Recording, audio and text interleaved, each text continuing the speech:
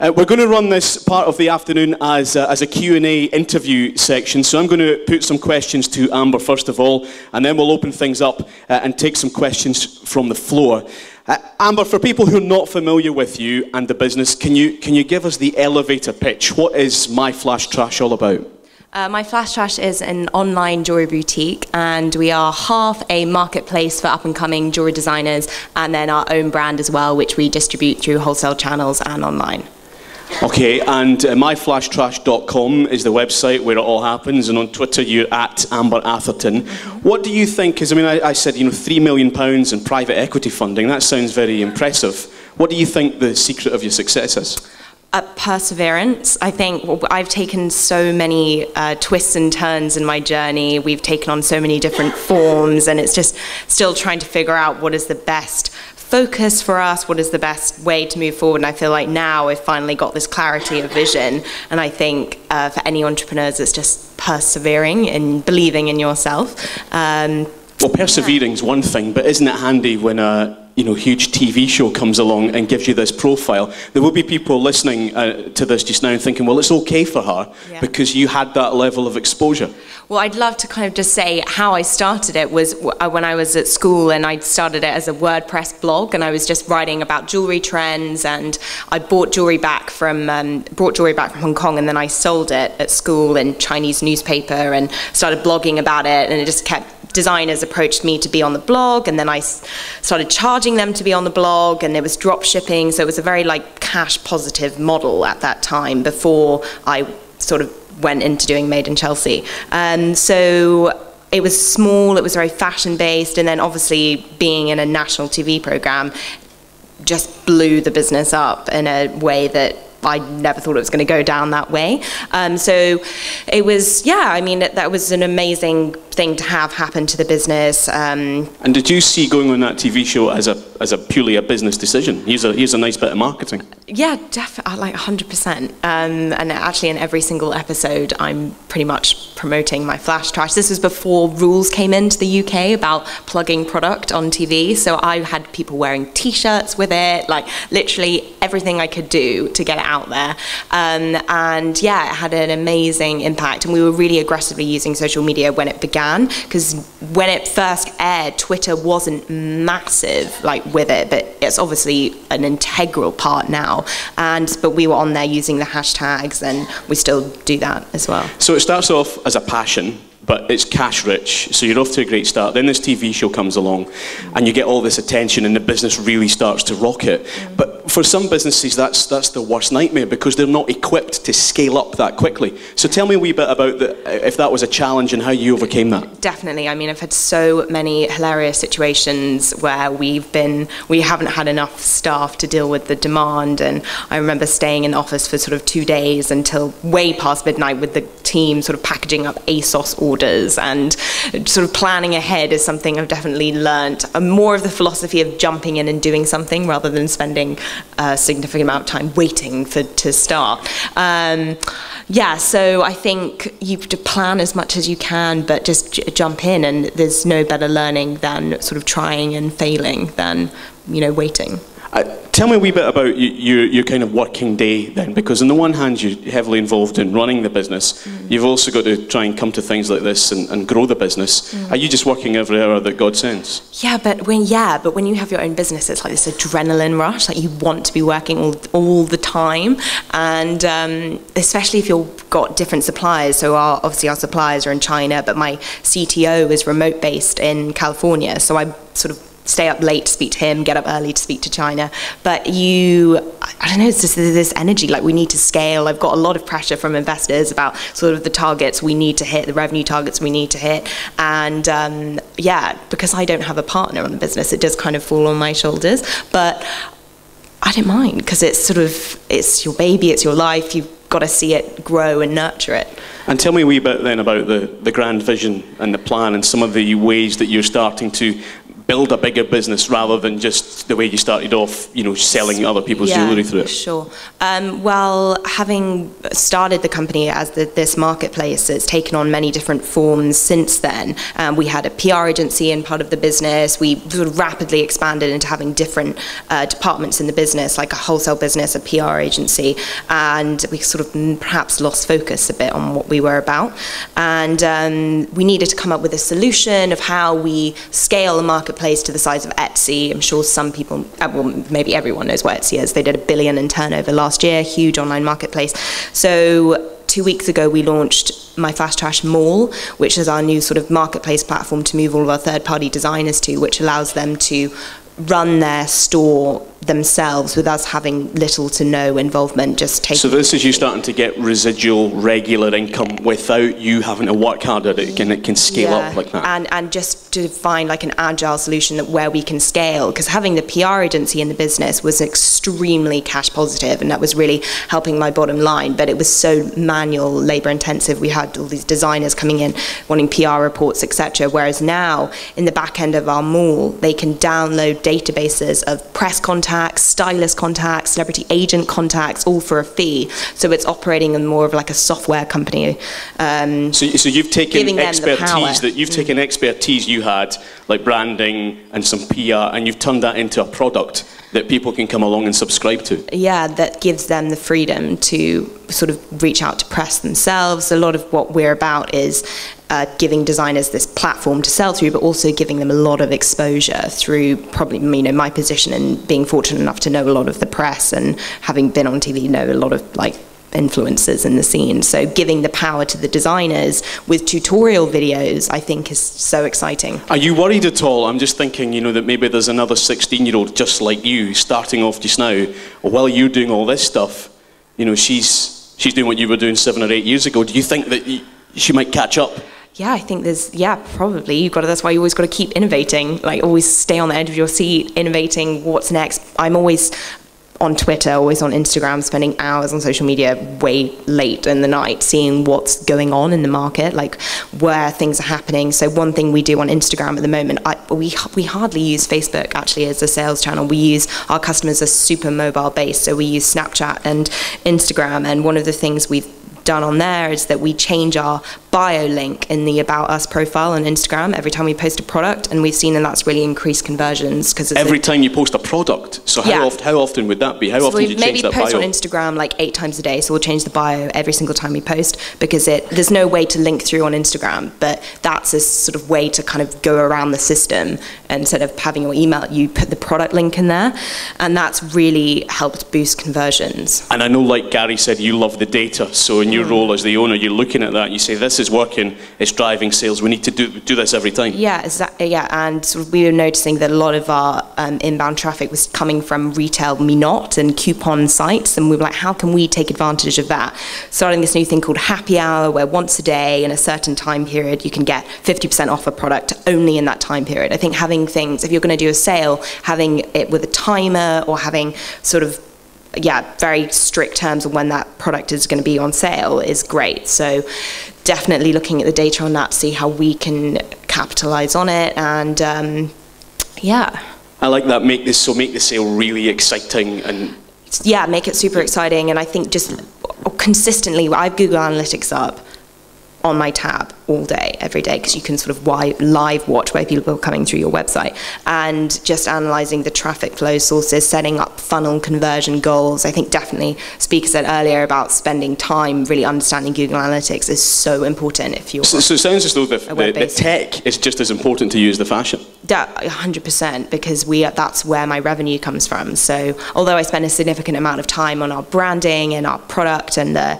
sort of design elements, without knowing where the traffic is coming from or where the user journey is on the website, I can't optimize or increase conversion. So it's got to be 50-50. I think we can have a look at some of your scans now, Amber, because I went on your website, and I mean this as a compliment. I felt as though it was in a foreign language. Oh, because we're very teen oriented. I just felt this is not for me, which I think is a good thing. I'm relieved, you know. So we can have a wee look at some of these scans, and you can talk us through it. And one thing that I know you're really big on, not only do you change the Instagram biography frequently, you change these homepages several times a day, don't you? Not several times a day, but we do change them several times a month. So we have different stories, just like a magazine, being editorial. So we'll push. We did a collaboration with the former fashion editor of Love magazine on a range of hoop earrings. So we use collaborations to convert audience bases and just create more of an immediate, you know, point of sale. And it makes your website a place where stuff happens. Yeah, exactly. Rather than a very static retail website, which we see a lot. Here's one as well. I like the language on it. Come hang with us at My Flash Trash. And Ali, when he was talking about the kind of direct chat with the visitors to the website, and you have that as well. You know, you've got Let's Hang Out, and you've got Talk to Us up here, this little tab. Yeah, we use Zopim. I thought it was really funny what you said earlier about where you can see customers' journeys. And I've been on Zopim late at night watching customers from all over the world, like where they're going on the website. And sometimes I can't resist, and I'm like, hi, can I help you? And people just get so freaked out. They don't like it. So I tend to, but it is an incredible tool to see your user flow, where they're going, and just better optimize your website and see, just see where people are clicking. And so this is something you're doing around, this is talking about the mall, isn't it? Getting them to, oh no, this is kind of giving people an incentive, is it, to spread the word about your business? This was Flash Trash Freshers. So we work a lot with influential YouTubers, and actually we were, Kate Middleton bought some jewelry from us last year, and it kind of blew up, and that was massive. But nothing was in comparison to YouTubers. Like Tanya Burr, massive YouTuber, she's a fan of ours, and the conversions and traffic she sends was sort of like twice that of the Duchess of Cambridge, which just kind of shows you how influential YouTubers are. It's just unbelievable. And her fan base, although there are a lot of young girls on YouTube watching these channels, Tanya Burr has a sort of 30+ fan base as well. So this is when I used a YouTuber to launch a program called Flash Trash Freshers, where girls starting university could buy a box of Flash Trash, sell it in their halls, and make a good profit on it, sort of giving them some business experience, also helping us get rid of some dead stock. And so how do you approach someone like that? Someone who's essentially a celebrity, someone you think, well, there's someone over there that can make a huge difference to my business. Do you pay them, or do you just ask nice? We just use Twitter. The My Flash Trash Twitter account, we just at people on that. We are so not enough brands interactive on Twitter. So we'll do stuff like Rosie Tapner is a really big model. She was on the last cover of like Vogue, Miss Vogue. So I know she rides horses because I follow her Instagram. So I tweeted her this horse necklace being like, oh, new horse necklace from My Flash Trash. You should get this. And she tweeted us back. And it's just small little things like that. You can get celebrities and influencers to interact with your brand, no matter how small you are. It's just about spending the time to understand who they are, what are they doing, how can I like relate my product to them. And so, yeah, we do use the Twitter a lot to direct message people. And are you surprised that more traditional retailers, more people like you, maybe your competition, aren't using those kind of tactics that you're talking about? Absolutely. Like, I think Twitter is our highest converting social channel, and we use that so aggressively every day to schedule a whole different range of tweets. And I am surprised that there are not more brands doing it. Like product framing is something we do a lot, where we'll take a sort of funny quote or something and then put a product in it. So cereal is an acceptable meal at all times of the day is a tweet that loads of people favorite. So we were like, okay, we have a pizza ring, so we'll say cereal is an acceptable meal at all times of the day, and so is pizza ring link. And then people will share that, but our product is there. So like product framing in funny content on Twitter, I think is kind of because there's a lot of businesses, they finally get something going viral, and then there's no connection really to the business. There's no benefit for them. Yeah. And your market, people really like cheap stuff, don't they? Yes. They do. So does that mean Kate Middleton's wearing cheap earrings? She likes a good. It's not cheap. They love a deal. Is that what you're saying? Yeah. The earrings she bought were like £120. So, but we do have we do have products on that price on the website. They're like 100, 190. But we do flash sales on them, and then we see definitely we get a it's worth doing the 50% off because we'll get twice as many sales. So you offer those big discounts and people respond to them? Yeah, and we actually use Snapchat a lot to do that because it's just immediate. Yeah. Right. So this is the lookbook and Shop the Jet Setters. How do you make sure that you're continuing to speak the right language? That these, I mean, it's predominantly sort of 14 to 24-year-olds, is it? Yeah, exactly. It's just spending a lot of time on social media and Tumblr and seeing what the new phrases are. And because I'm not hanging out with girls that age, I need to be in the space that they are in to understand their language and. Yeah, so it's just researching, basically. So who actually writes the tweets then? Is it all from you, or do you have a team? No, I do have a team. I do have a social girl, but I'm very involved in it as well. So I'll still get on Twitter, and but I just teach her how we can do it, and she has her own ideas as well. So. Have you found, obviously you're very active on these social platforms, what about things going wrong and criticism or bad reviews? Does that happen? I mean, sometimes we get customers tweeting us saying, oh, I haven't had an email from my flash trash yet, but we just get immediately back because we use all our social platforms as customer service tools as well, especially Facebook. So I don't think anything negative has happened that I can remember being terrible. There was one thing where we launched the Victoria Young earrings. We did a photo shoot with all these dogs, and we created this quite intricate wireframe to hang hoops on the dogs, and then we photoshopped it a bit. None of it was real, but we did get a few complaints about that, saying, I can't believe you pierced dogs' ears, which we obviously didn't, but that was it. You are tagging in Iggy Azalea on yeah, Twitter. Exactly. So, I mean... We think you would totally rock our Chill Pill ring set. Has she bought one yet? No, not yet, but I'm not 100% happy with that because it's too boring. We should have hashtagged her name because then more of her fans would have seen it. So then we would hashtag her name, and then you click on the hashtag and see all the people who have hashtagged her, and then just go and favorite all of those tweets, because then if I've tweeted oh my god, love this Iggy Azalea song, and then I see someone's favorited my tweet, I'm immediately accessing you. I don't understand why brands will spend hundreds of thousands of pounds on billboard ads that people just look at their phone and walk past, whereas you could spend that money interacting with people directly on Twitter. I think that's just so much more exciting. Great advice, great tip.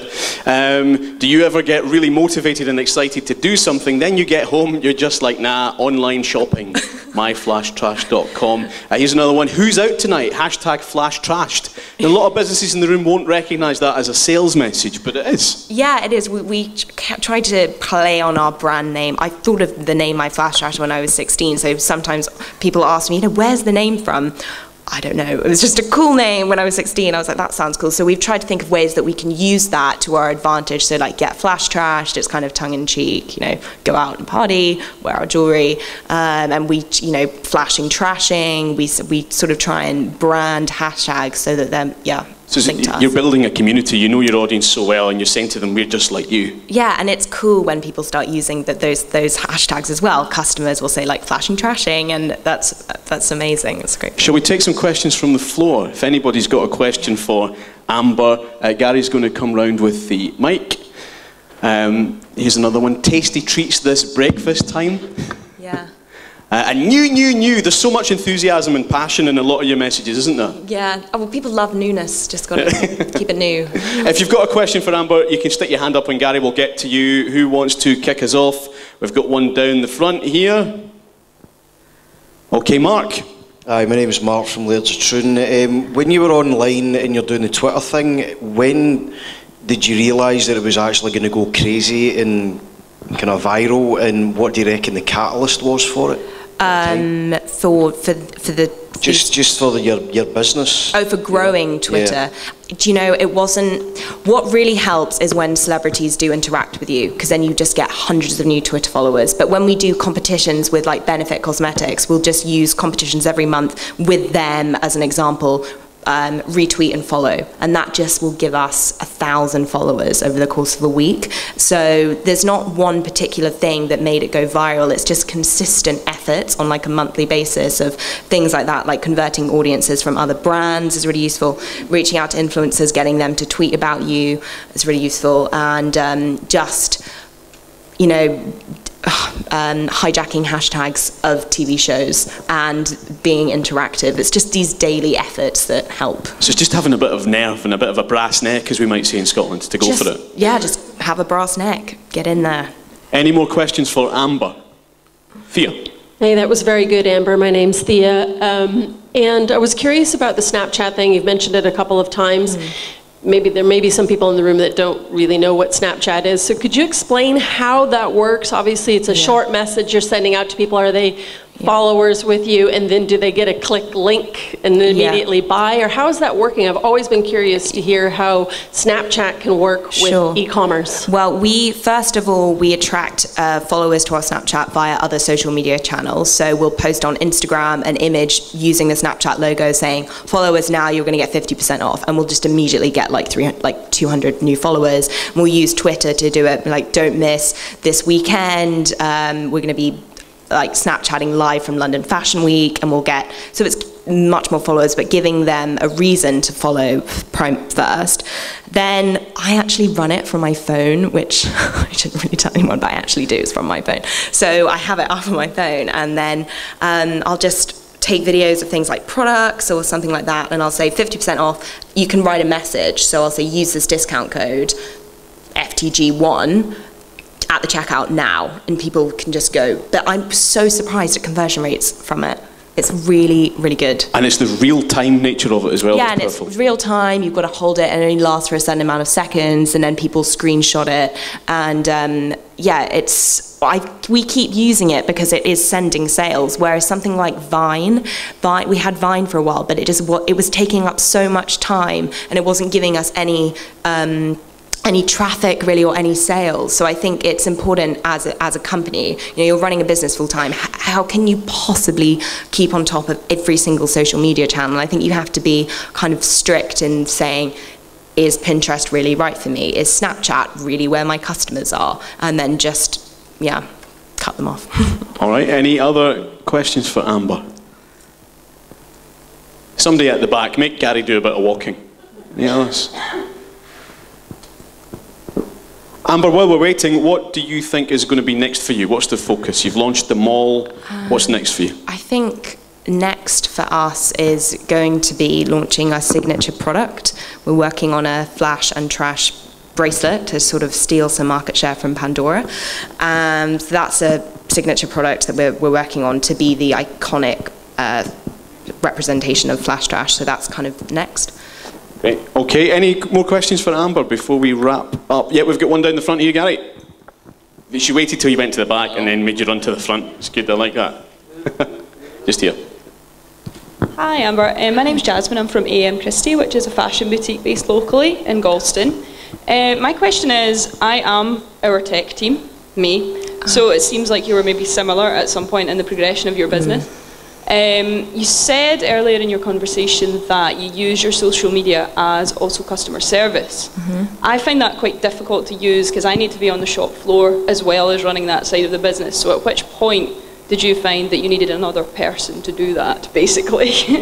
It's been so difficult. I mean, I've gone from having 12 people on the team to having 6 to having 8 because the demands of the business just continuously fluctuate, and it's really difficult knowing when to bring someone in and when actually cash flow is constrained and you kind of don't need that person anymore, and it's a tough decision to make. So I think it's about utilising that person to not just do one thing. I think if you're a startup, you need to find somebody who's an all-rounder who can really chip in on doing content for your blog and doing bits of customer service, but helping you like in visual merchandising in your store. So having that all-rounder to come in.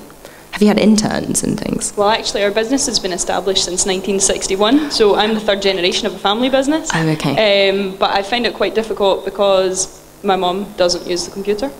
And I think a lot of people in business who are kind of the younger generation coming in will find that maybe the person who had the business to begin with doesn't use the technology side of it at all. Yeah. So it kind of falls on me, and I don't have any siblings. So I don't know, I think my question just was maybe I don't know if you could kind of quantify it maybe in an answer. I was just curious to see how you did it, I think. I think you obviously have a lot of pressure on your shoulders to deal with all the digital and social for such an established business, but it is so useful to get sort of young interns in who are still at school, 16, who want that experience in a store, and it's valuable to them, and they at the same time could help you with, you know, new technologies and help you do content. But I think when I feel like I have loads of stuff to do, I just sort of try and schedule it all, so I can do all my social media then, can do my design then, and try and work through it all. Yeah, great, thanks. Thank you very much. One more question for Amber? I think that's us. If Amber, I'll ask you a very quick question, if I may. Your business, certainly in my mind, is the complete polar opposite to your traditional John Lewis, Marks and Spencer. You know, what must they think of you? Probably that we're disrupting the retail business, but we do work with them because they still have a seriously firm grip on the British retail market. So we work with Topshop and River Island and now Forever 21 as wholesale distribution. So I think Forever 21, they just approached us because they know they need to get involved with people who are bigger online. So I think that it's how they can work with us rather than against us. Okay, that's again personally very interesting, because one of the big concerns a lot of businesses have, especially in the real world, is that retail on the high street is dying. Do you think that it is? Do you think there's a compromise to be had? Do you think that the real world and digital can come together and benefit everyone? I think, yeah, they can come together and benefit everyone, but I do think the high street is dying because as the younger demographic, you know, girls who are younger than me, we did a focus group with these 15-year-olds and they buy just from Instagram accounts. There are girls in bedrooms all over the world and they just run brands from Instagram accounts. So they've grown up used to shopping that way, not going to stores. So I think that there is a threat to the high street, but I think the pop-up landscape is huge. We do a ton of pop-ups, we do a ton of concessions in hotels, and we did one in Ireland, and I think that's ways that, you know, digital brands will come to the high street. Thank you very much. Ladies and gentlemen, Amber Atherton from My Flash Trash.